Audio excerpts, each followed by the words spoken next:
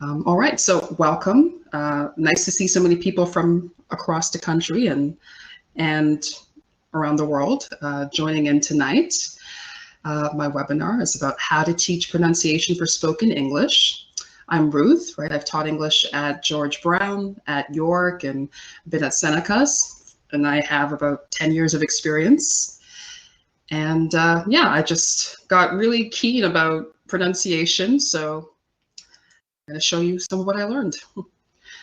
So the plan for today is I'll ask you first, a bit about what you know, right? Talk about my mission, right? My motivations. Then the 7 secrets of pronunciation, right? The reasons why you should teach them, and the challenges that students have. I'll talk about different types of the different aspects of pronunciation and activities that you can use in the virtual classroom and in the in-person classroom, if that's your situation. And I'll talk about my course at the end, because of course I can't talk about that much here, right, in a short webinar. And I'll try and leave about 10 minutes for questions at the end. And just so you know, since I am the moderator and the presenter, I won't really be able to pay that much attention to the chat during the presentation. So try and keep your questions right until the end. Okay, so let's start with a poll. Okay, I'm going to ask you, first let me just ask everyone to turn off their microphones, right, because it's causing a bit of disturbance there. Okay. So I'm going to ask you first, are you familiar with, 1, R-colored vowels, linking inside words, right? Palatalization, disappearing syllables, and or intonation for contradictions.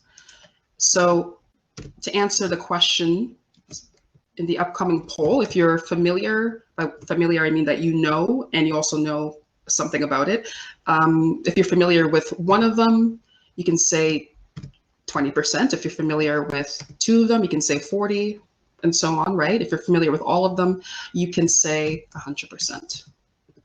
So let me just start the poll now.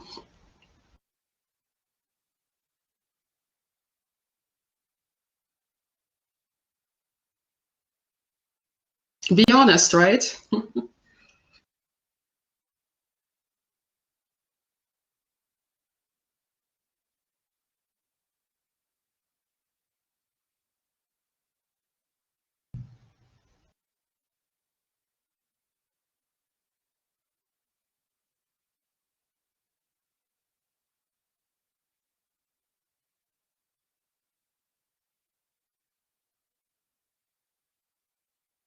Okay, I think I'll publish the results about now.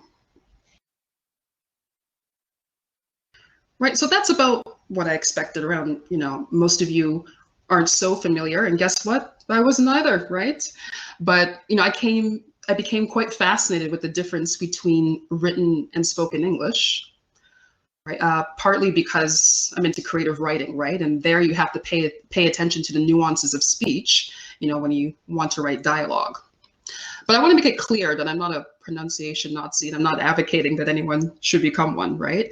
Because, in fact, teaching pronunciation is about giving students a kind of auditory training, right, to pick up on mistakes or so-called mistakes, right? In an academic paper, you probably wouldn't like it, right? If you saw a student write gonna, you probably deduct marks for that. But we all know it's accepted. It's common to say gonna. And there are lots of other differences like that it's important to teach students. Also, right, I believe in the principle of intelligibility. The goal is not to help students get rid of their accents. In fact, the research shows that a student doesn't need to get rid of their accent in order to be understood by other people. So it's, what I'm talking about is not about accent reduction, but, that may happen to some extent once you start getting into the particularities of the North American English accents, but it's certainly, right, not the goal. Motivations. So my core motivation comes from the fact that I've kind of felt like maybe we're not helping students enough with what they want the most, and that is, right, to speak better. I mean, at George Brown, where I was teaching academic skills, most of the students would always say, right, we want to speak more, we want more speaking practice, we want to be fluent, we want to be clear. And yet, despite the fact that students could pay thousands of dollars, hundreds or tens of thousands of dollars, they're not getting what they want, and maybe in most cases, right, what they need, because I'm sure you guys have had students who do really well in class on the test and whatnot, and then when they encounter English in the real world, they're still struggling, right? They're struggling to have basic to intermediate conversations, right? Even with you. So I really wanted to, address that. Now, I'm not judging anyone more than I'm judging myself, right? Because, I've been a teacher as well who's just been focusing, right, on the curriculum, on the academic skills. But, I wanted to do something about that. Another motivation is professional development. I wanted to be able to answer questions about pronunciation, not just ones that students had, but also, my own curiosity. And I wanted to find a way to teach this underrated skill in a way that's exciting, right? Because a lot of students can get bored if you end up just drilling them.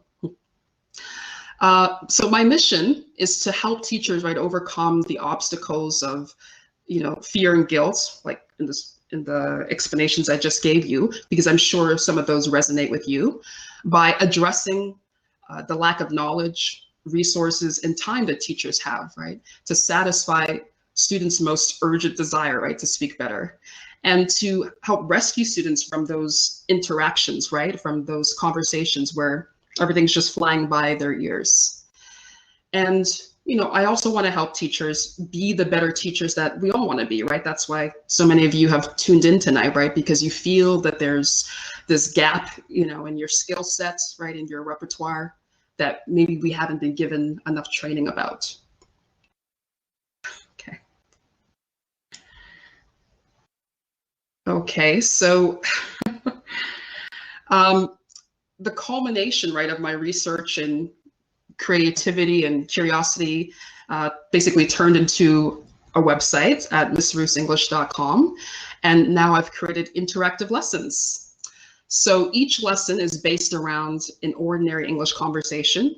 By ordinary, I mean different from the usual robotic textbook speech, right? That doesn't include some of the, the latest or up-to-date vocabulary that people use in casual speech.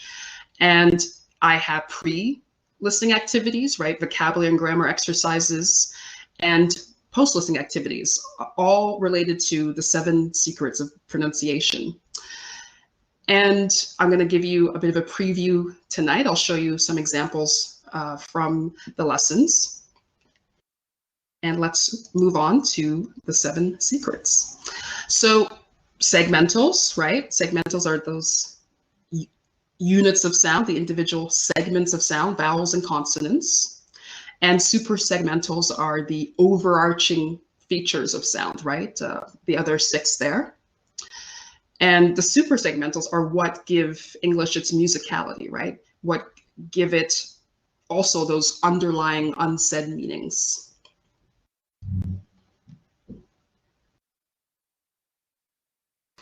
Okay, so let's start with word stress.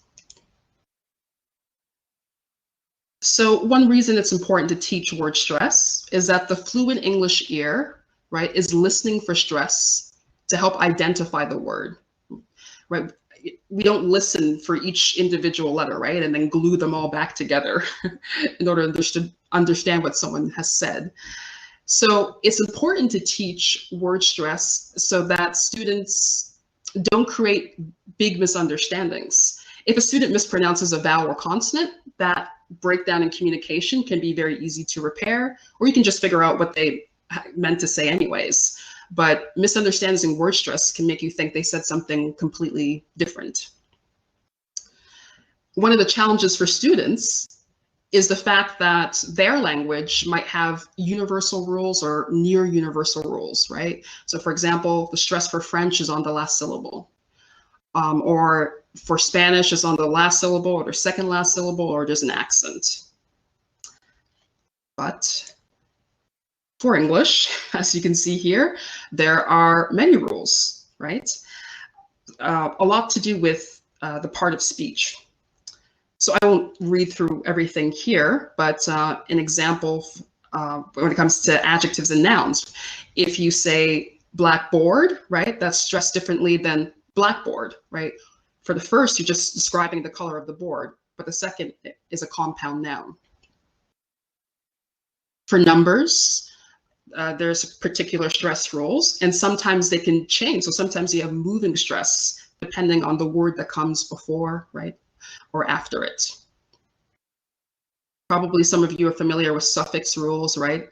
Like ick, or with photography, graphy, right? How those can change the stress. And word families, right? Photographer, photography, photograph, even though they come from the same root word or they're similar, they don't all have the same stress. So those are some examples. So activities for teaching word stress. If you're teaching younger learners, especially kids, right, you can do the old suggestions of like an elastic band, right, that's stretched to represent the stress syllable, or a kazoo or whistle or some kind of instrument, or have them stand up and sit down, or walk into the circle or out of the circle. I think probably most of us are teaching adults, but you can still do some TPR, some total physical response, right? Just with simple hand motions, right? A raised hand is the stress syllable. Or you could use nonsensical syllables like da-di, right? Da being the stress syllable, di being the unstressed syllable, things like that. You can also have the students guess the whole word from the stress syllable. So for example, in the word appear, peer is the stress syllable. So with the context of whatever else is on the worksheet and with the stress syllable, they could guess that the whole word is appear. You could have the students figure out the patterns in new vocabulary based on the theme. So here's an example from my interactive lessons. This lesson is about the home, and in the home there are lots of compound nouns, and they have the same, rule. So that's something that you could do as well. Sprints. By sprints, I mean speaking very quickly. It's basically a kind of drill, but you could make it more complicated by giving them words that have maybe opposing stress patterns. So a good example of that are words that are nouns and verbs, like conflict and conflict, right? They have different stress patterns. So getting students to say them multiple times can really help those words stick in their language brain memory, right? The pronunciation rules memory. You could do simple points games, right? Where the students get points for getting the stress correctly in teams. You could give them an example of spoken English in audio and in text form, and they mark up the word stress based on the rules that you've taught them. And you could also do a story chain, right? You could teach the students a set of words, their stress patterns, then have the first student make a sentence and make sure they use the word correctly, and the next student makes a sentence to contribute to the story, and so on. Okay, so I'm going to ask everyone to turn their cameras off, right, so that I can present full screen. Thank you. Okay, so let me share this first interactive activity here, right? So this is for just basic understanding of number of syllables and stress patterns. So the students have to match, right, the words to the stress patterns, the bigger dots representing the stress syllable, right? They click check, right? It tells them if the answer is correct. They can retry, right? They can also see the answer. Okay. So now I'm going to return. Okay, rhythm. So reasons to teach rhythm. Your students might have flat speech, right? They're not putting emphasis on the stressed syllables or stressed words, and their speech needs to be more mountainous, right? Up and down to imitate the music, right, of English. It might be hard for you to understand the main idea in their sentences because they're not putting enough stress on the most important word in their sentence, prominence. And they're not great with pauses, right? Maybe they're too fast of a speaker or they're too slow. So one of the challenges for students can be if their native language is a syllable time language, because English is a stress time language. So a syllable time language means that it takes roughly about the same amount of time to say each syllable. But in English, right, we say the stressed syllables for longer and we say the unstressed syllables quickly, right? So that fundamental difference can be an adjustment for learners, especially if they're not taught it explicitly. So the foundation of rhythm is sentence stress, right? That we stress the content words, adjectives, nouns, and that we don't stress the function words, articles, prepositions, words like that. Thought groups is basically about pausing, right? Prominence, the most important content word gets the most stress in the sentence. Emphatic stress, where in fact we might stress the prepositions. We might stress words we don't normally stress because we want to make our message unique. And the last thing I'll mention here is the schwa.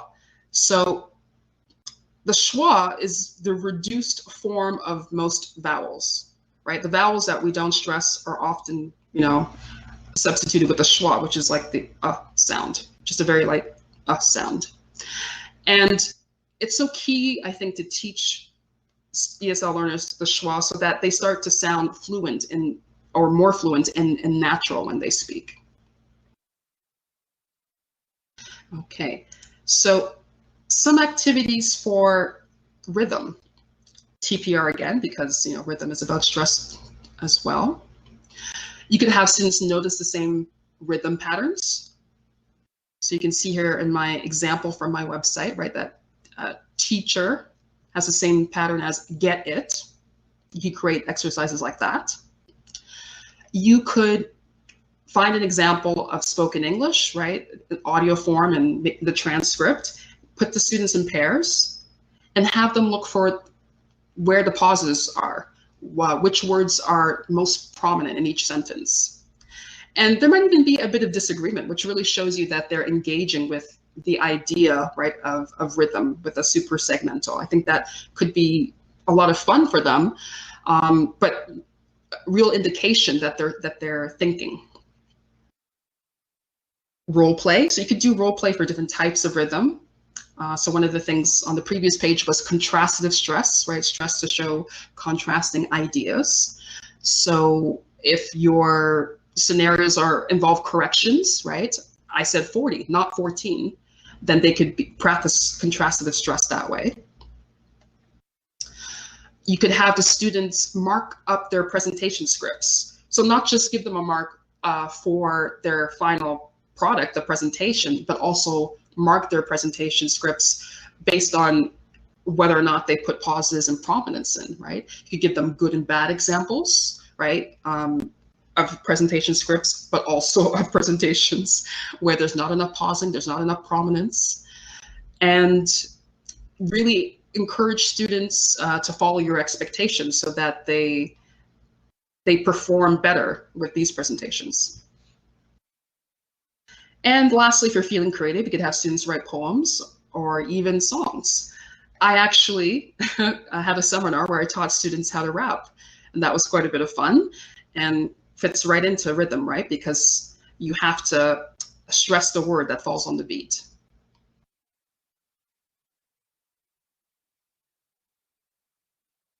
Okay, so let me show you my example of a rhythm activity.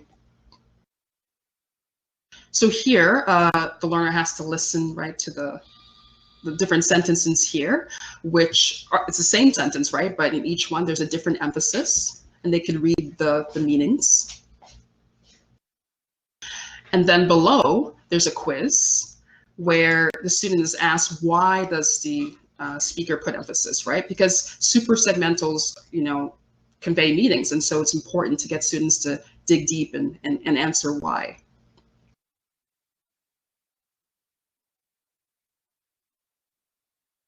Okay. Now on to vowels and consonants, probably what you're the most familiar with. So one good reason to teach vowels and consonants is because in English, there's no simple sound symbol correspondence, right? Different letters can represent the same sound and vice versa. Many letters can represent one sound, and some letters represent no sound, right? Silent letters. So that's certainly why our learners can be so confused. Sounds in English may not be in their native language, and so in that case, sometimes they substitute sounds that are said in a similar, in the same part of the mouth, or sounds that are said with similar articulation for the one that they don't know or that they're not familiar with. Again, this sort of goes back to rhythm. Students may not be familiar with the idea of reduced vowels, right? That we don't say them with, stress, or we don't say them clearly, we reduce them.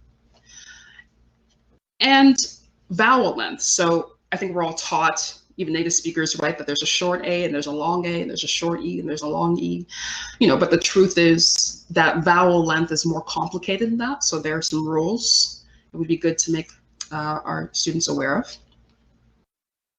Now, I want to say that, just as I felt, I'm sure some of you, might find vowels and consonants intimidating to teach. But the great news is that it is not necessary for us to memorize or transcribe, right, the International Phonetic Alphabet. And it's certainly not necessary for you to memorize how to articulate, the 24 sounds, right, in North American English. Maybe once upon a time, right, we were the knowledge holders and we were the ones who knew. But, in the 21st century, the teacher's role is more of a facilitator because all the stuff is online. So I compare it to, those times when students have a grammar question for you and you may not know the answer and you say, well, let me get back to you. I'm going to look that up because I want to make sure to give you the right answer. I think we should have the same attitude towards pronunciation. We don't have to know everything about it in order to start teaching. And in fact, if you choose great resources, they can end up teaching you and the students. So for example, you could just choose something off of YouTube and tell your students, okay, that's your homework. But you also watch it for homework and maybe do a little extra research so your students can, so you can answer any of your students' questions, and build your confidence and maybe a bit of your memory that way. So I think there's no reason for us to feel like we have to be experts, right, to start teaching pronunciation. The other thing that the research emphasized that I read was that it's possible for anyone to make any sound in any language, right? Because first we have to start with changing students' awareness, right? That here's what they're saying and here's what they're trying to say and how they're different, right? It's about changing their perception first. And then we can move on to, changing the movement of their articulators, right? Their tongue, their teeth, their mouth. So change the perception and then change the movement.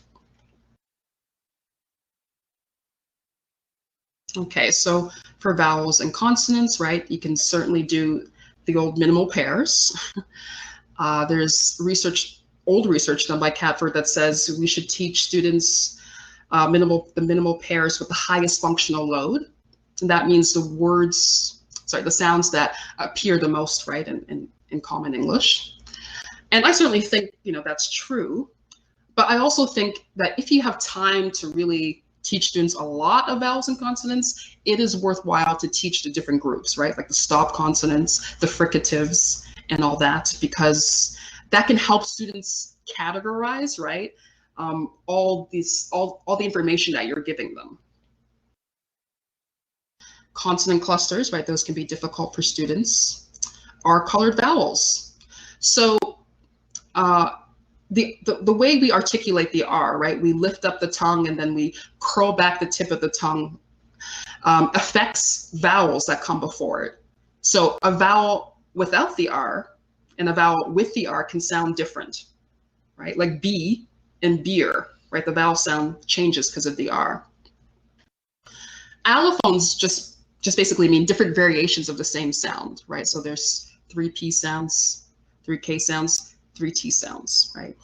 Allophones of R and two different ways of saying the L there, the dark L and the light L. So activities for minimal pairs, right? We can be more creative than in the past, maybe than just being the teacher in the front and drilling students with combos of words, right? Here's an interactive activity I've made, right, for P and B. You could do gap fills, right? Gap fills with partners too. You could do mingling activities where your target sounds are repeated many times. You could have calendar, map, and menu activities, right, that are communicative, that again, right, include your target sounds in multiple words.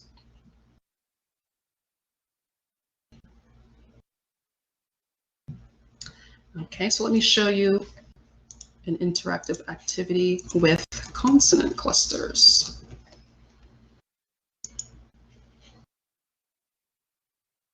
Okay, so I'll skip ahead. So here, the students have to listen to 3 words. They click here, right? And then the sound that does not have a 2-letter consonant at the beginning, right? They would throw that in the trash, right?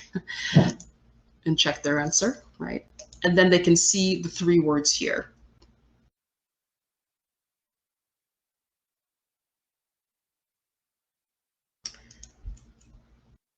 Okay. Connected speech, linking and reductions. So one of the reasons we should teach linking and reductions is that while we think we speak very clearly, the truth is that native or fluent speakers, right, we're always about saving time, breath, and effort when we speak. So what we do is we squish together words, right? We squish together whole sentences. And this is a core reason why spoken English is so different from written English. Now in the classroom, we may have the students read from the textbook out loud, right? Or we ourselves over-articulate to make sure that our students understand what we're saying. And I think, these kinds of activities get the students used to always segmenting speech. By segment, I mean, break it up in their minds, right, to, separate words, and then they maybe translate in their head and they understand. But of course, in the real world, that kind of time for segmenting is not, is often not possible. And those kinds of activities are not so reflective, right, of how English is actually spoken. So I'm not saying those are wrong, right? I mean, vowels and consonants, you might become aware of how students are mispronouncing those if you have them read out loud. And of course, the classroom is not the real world, so sometimes over-articulating is necessary, right? It's helpful. But I'm suggesting that we should counteract those kinds of activities or teaching styles with more practice for students understanding chunks of English, because linking and reductions turn English into chunks. The other important thing to say about linking and reductions is maybe sometimes, or maybe some of us have the idea that, they don't happen everywhere, but they do, right? They happen at all levels of formality in English, right? Not just casually with your friends, right? They're not just slang anymore, like the word gonna, but you can hear these types of words or or linking in the lecture hall, right? Or in the boardroom. So since they're so prevalent, right, we should make students aware of them.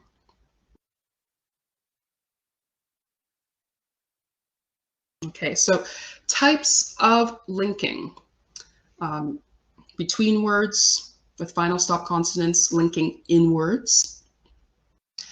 Assimilation. So assimilation means that the two sounds that are next to each other, the first sound, right, changes the second sound, or the second sound changes the first sound. So an easy example to understand this is give me, right? The M and the me kind of changes or takes over the V in the give. So we just say gimme, right? Palatalization, you have two adjacent sounds, and basically, you know, the two sounds change and become a third one. So didn't and you, right? The T and the Y end up becoming a ch sound, right? Didn't chew. So it sounds like you're talking about chew, like chewing gum. Didn't chew. Now, again, the reasons why those changes happen, especially in spoken English, is because we want to say the time. It's easier not to say the T, right? Or, it's easier to go in between, the T and the Y, and that sort of ends up, the mouth ends up saying the ch sound, right? Consonant clusters for reductions. So interestingly, ESL learners have trouble with clusters because in their language, it's not necessarily always possible to have so many consonants together, right? English is a bit unique that way. So what they tend to do is insert a vowel sound in between the consonants to make it easier to say. But actually, native speakers, right, fluent speakers of English, do reduce consonant clusters because we want to make it easier to say ourselves. So there's a way to reduce consonant clusters that's worth teaching students. Deletion just means that we don't say a certain vowel or consonant. And disappearing syllables, these are words where we drop, right? We drop the unstressed vowel, like chocolate, right? We don't say chocolate, we say chocolate, right? And there are lots of words like that that are common, that are frequent, that students may be mispronouncing because they think they should say it like the citation form, like the standard written form.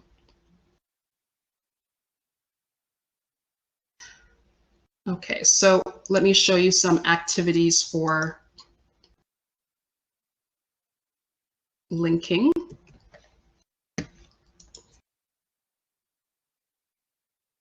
And reductions. So first, linking. Here I have the learners listen, right, to the sentences below. Then in each sentence, they have to figure out the linking that's happening in the word. So which word has linking inside of it? So for example, I click here. And then I have the answers below, right? For reductions, I have these dialogue cards, right? The students can listen to the sentence with the reduced form of the words in black, and they can see the reduction there too, right? Ja, right? Okay. All right. So linking activities that you can do in the classroom, right? You could give students examples of connected and unconnected speech, right? So a sentence with linking, a sentence without, and ask them which one sounds more natural, which one sounds, right, common. You could create connecting cards, right? You could put cards, put words on cards that linking can happen between, right, and have them match them up. You could find linking in the script, or have them find linking in the script. So give them another example of spoken English, right? The transcript and the audio, hopefully, and they have to figure out which words link, depending on the rules that you taught them. Mirroring. You could be the model, or you could get a video that could be the model, and the students have to repeat what exactly the speaker said, exactly how they said it, right? So not just the vocabulary and grammar, but the super segmentals, especially the linking. You could do dictations or focus dictations. So focus dictation means that, not all the words are missing, and maybe the ones that are missing in your exercise are ones that link together. You could also give students a list of words that can link together, right, in different ways, and have them build sentences from them and then they read the sentences, you know, with linking.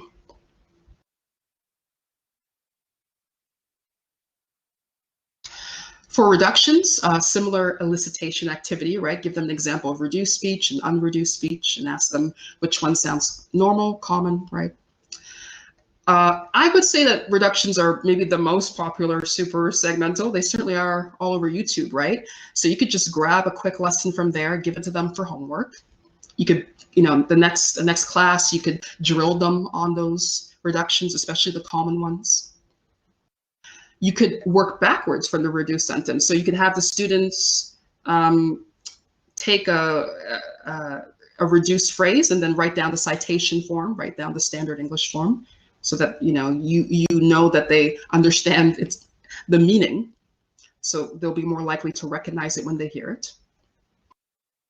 And disorganized stories, right? You could give the students stories or an article, right, with the sentences in the wrong order. They have to reorder it and then read it. And when they read it, even though you've typed it up in the citation form, the standard English form, they have to say the reduced form.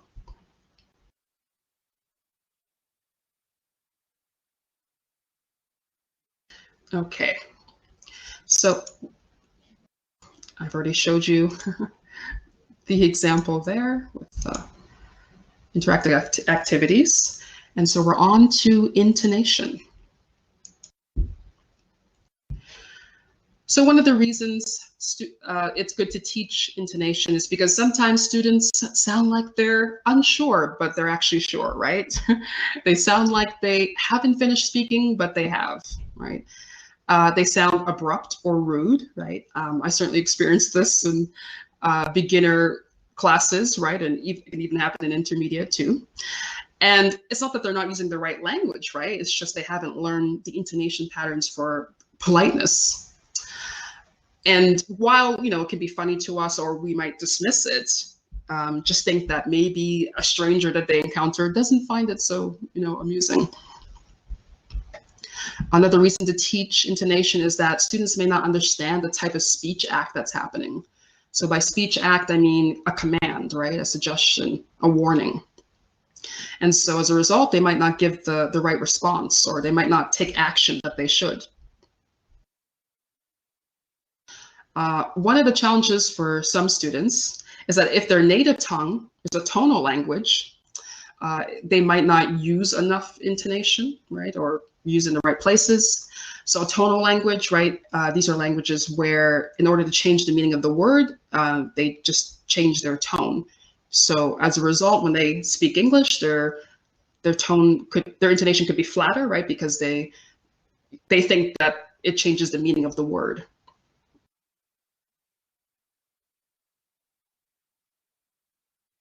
Okay, types of intonation. I'm sure you're familiar with some of these, right? Statements.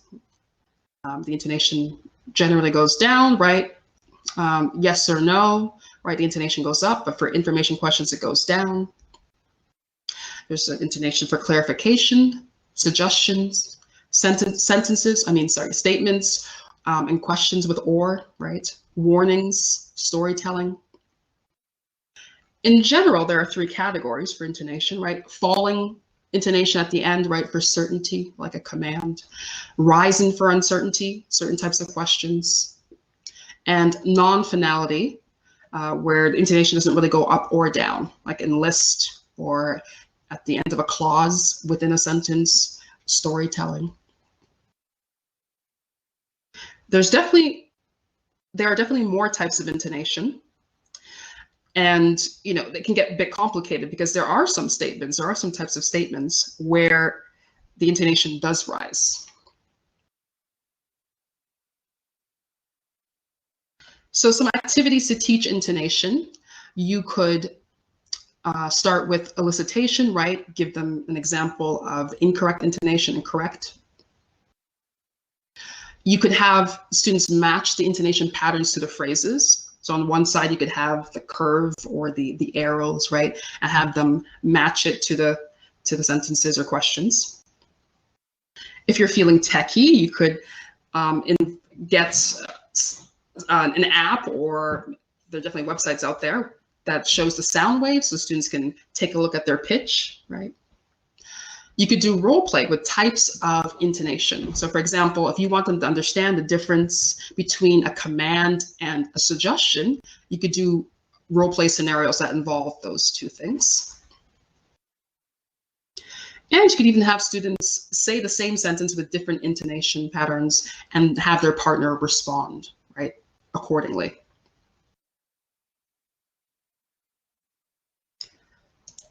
Okay, so let me show you my example for my interactive lessons. Okay, so might seem funny to see a phone number here, but there's a particular way, right, that we say the 10-digit phone number, at least in Canada. And you could have the students here like push to speak. So 416-287-3378. Because I said so. And what's neat is that it does tell you exactly what you said, right, if you get it wrong. And the students can retry.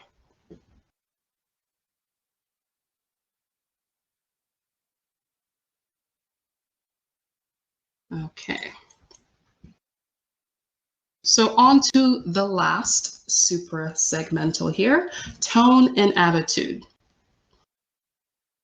So I know it might seem maybe redundant, you know, intonation, tone, and it might seem funny to talk about emotions and attitude or mood as a suprasegmental, but, you know, I think this category covers or addresses certain problems that the other ones don't.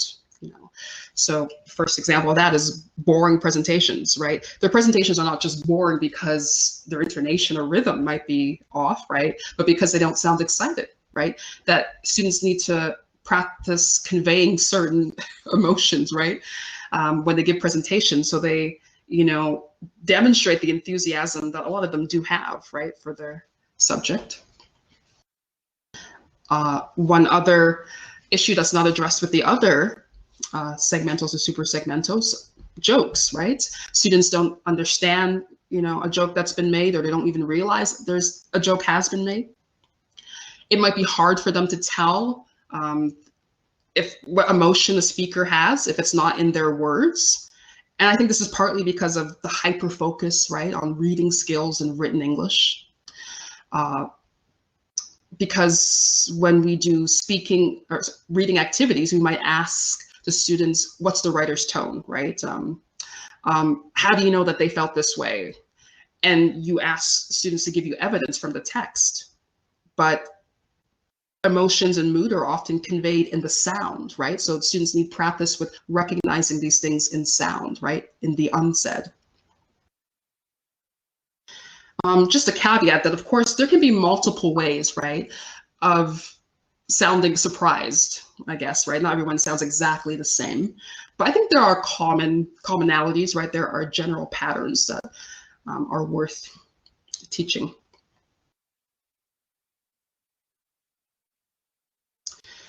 So here you can see, you know, different types of emotions. Of course, you can finish that list. There's so many. Hesitation, indignation, apologies, right? There are more reasons that we say sorry than just because we feel bad, right? There are different reasons we might give a compliment, maybe sometimes because we're jealous. And or other, you know, sounds like that have multiple meanings. And jokes, right? Because of course we all know that ESL learners have trouble picking up on sarcasm.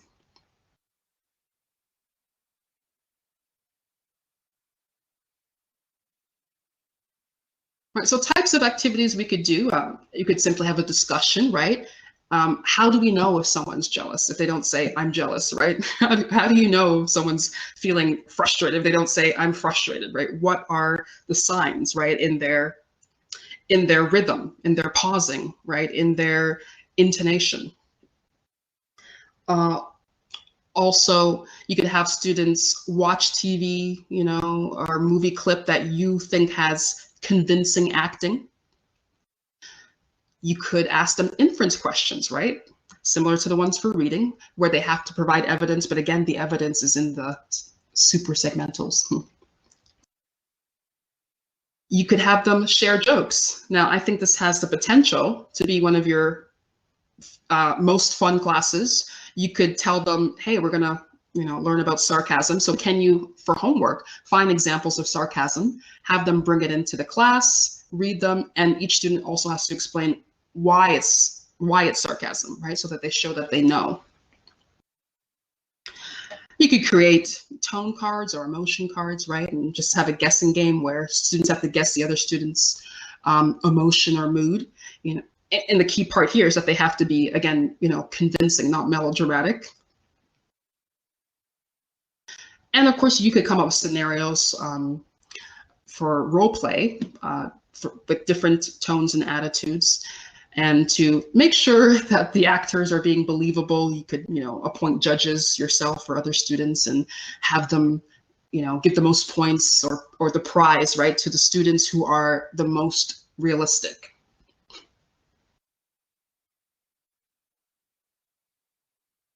Okay. So the last interactive activity I'll show you.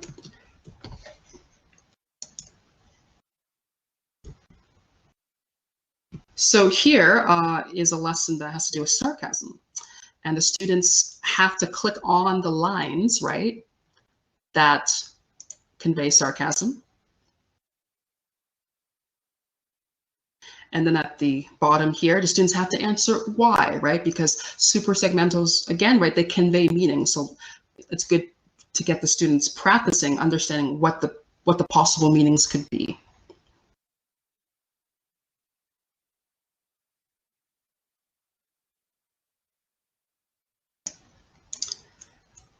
Okay, so that's the 7. And, I'm sure some of you have more questions, right? But I can only go into so much detail in a short webinar. So my course, right, has 5 to 6 hours of video training in layman's terms. I have done quite a bit of reading, and to save you from the same research, you can take the course, right, and learn about the rules and examples. I also have quizzes, right, to keep you engaged as well. If you sign up for the course, you also get access to my interactive lessons, of which I have 20, right? You've just seen a short bit there. I have, beginner, advanced, intermediate lessons.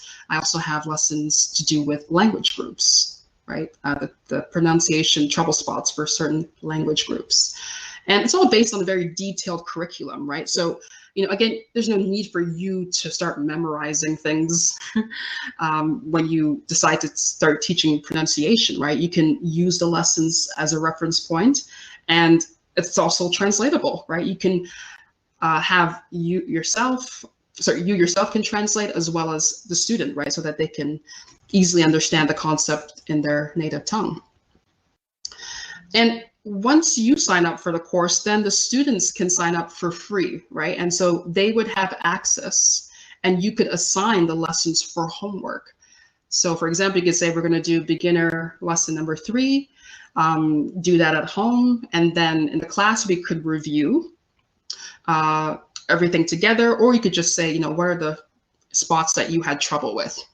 So it also saves you time, right? Because you don't have to go digging for so many resources, and you don't have to try to free up so much time for teaching pronunciation in the classroom. Each lesson comes with flashcards, right? Not just vocabulary to do with that particular theme of the lesson, but collocations, phrases that are often used, right, in English. Collocations that can be used in any conversation, so that once they start using these kinds of phrases, right, they immediately start to sound more fluent. And I also have 14 activities and games for you if you sign up for the course, which are separate from the interactive lessons, right? So these ones are designed for the virtual classes, based on some of the examples and principles I showed you earlier.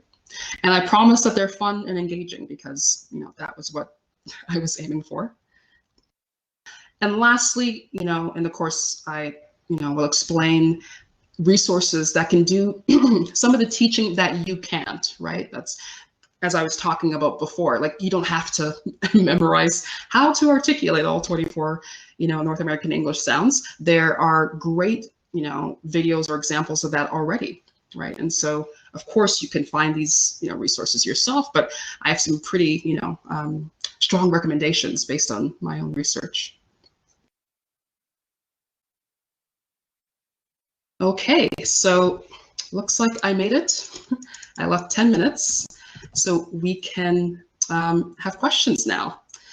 And while you are putting your questions in the chat, because I won't be able to scroll up and look, right, I will send you this survey. And I would be so grateful if you would fill it out. It won't take more than 5 minutes unless you have a lot to say. It won't take you very long. And let me look for your questions. Lydia says, can you give me an example of a tonal language? Chinese, right? In Chinese language, certain words become have different meanings, right? Once the speaker changes the tone. How do I teach the Schwa to beginner ESL students? In my interactive lessons, I have an order, and I believe I start with function words, because it's easier to start that way. No, I'm misspeaking. I mean, I start with regular words, right? Words, one word at a time. So in appear, right, the is a reduced vowel. It becomes a schwa. And I have students just practice with words in that way.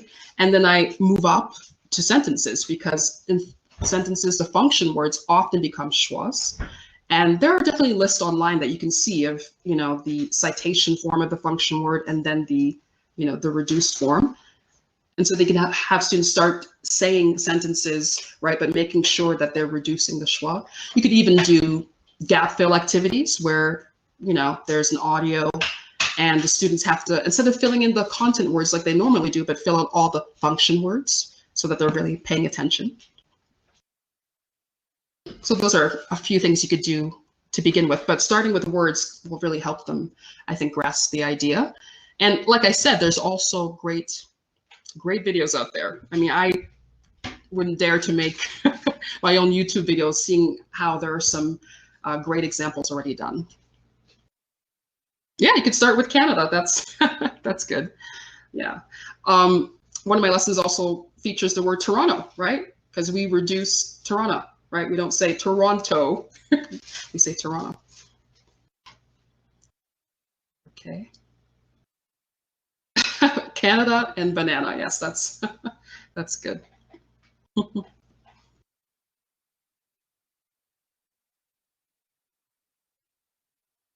Yes, that's the idea, Cher. I'm hoping that to save other teachers a lot of work.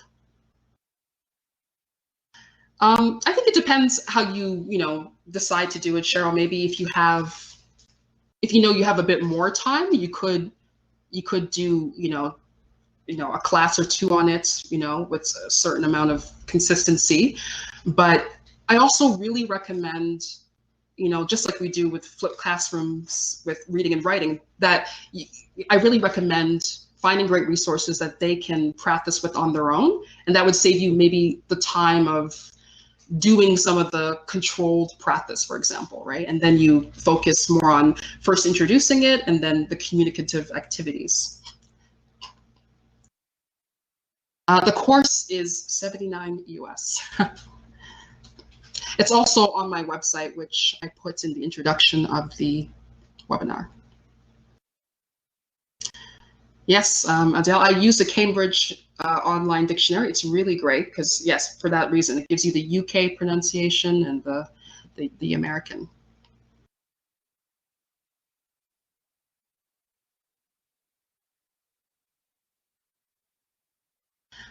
So Jess Newer, yes, there is a great book that is lengthy, but it's a wonderful reference guide.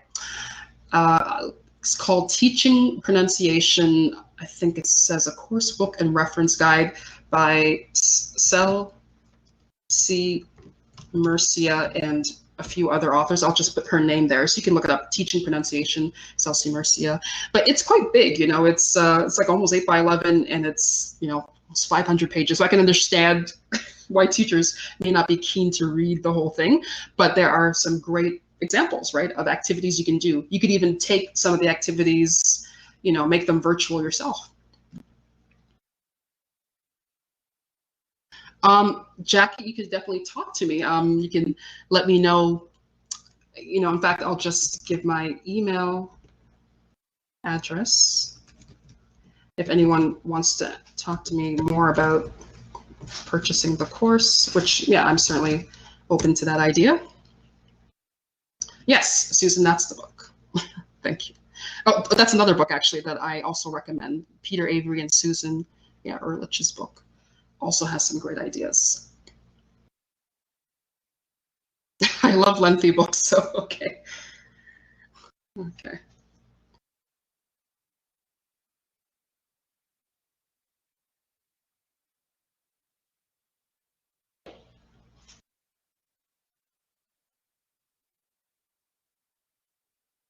Ship in or Sheep is a good book, yeah. Mm-hmm.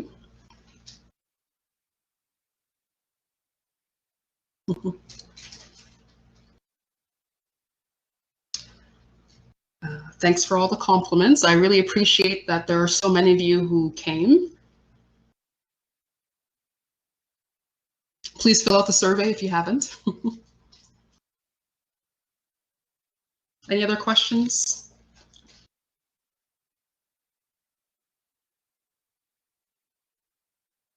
What you gonna do when I'm gone? It sounds familiar. I might have to look that up.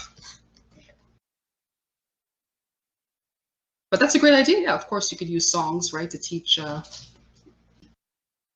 pronunciation. How long is your subscription access? Well, the idea is that users would pay an upfront cost, so they would have access to all the things I mentioned, and then pay a smaller cost, right, for every month afterwards. So as long as you want. I put the survey in the chat, but I'll put it here again. Well, I'm going to keep, sorry, Vivian, I'm going to keep the the PowerPoint for myself because I'm, you know, hoping to do, you know, other presentations about this. But like I said, right, with the course, you would have access to the lessons, which are basically, you know, the curriculum, you know, incomplete.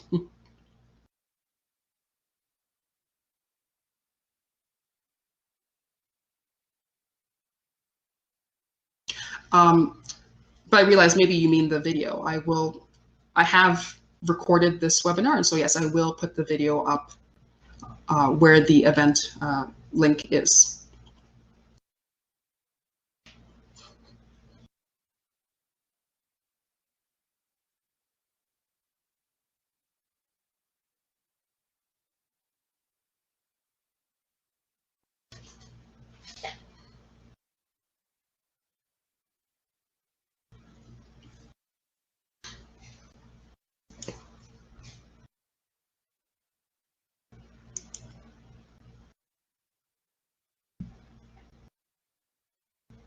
Okay, I'm just waiting to see if anyone has any more questions.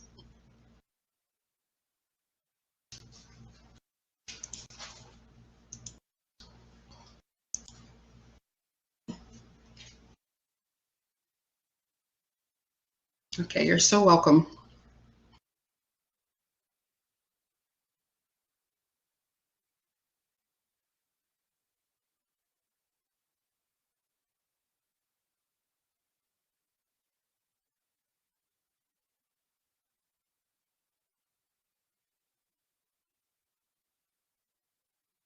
Okay, I'm glad you guys got a lot out of it.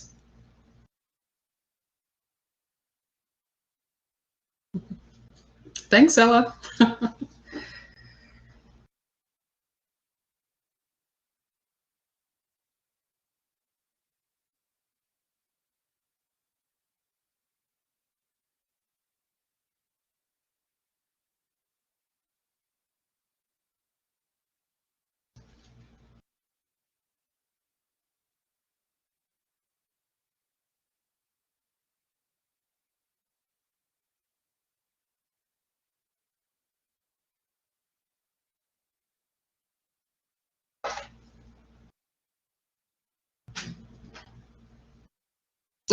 Okay. I hope that she was your favorite teacher then, Mrs. Bedford.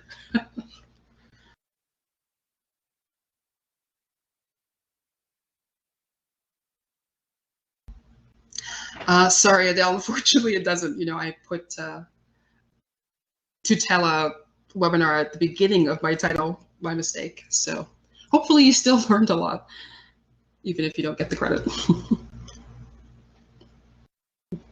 And that's great to hear. My high school teacher also inspired me.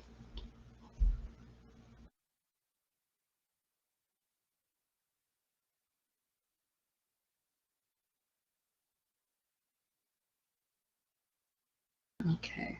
Thank you. Thank you, Lynn Park. All right, I guess that's it. Since we've reached 8 o'clock, I hope everybody has a wonderful night. And yes, you'll see the recording where the event is on Tutela in case you want to watch it again.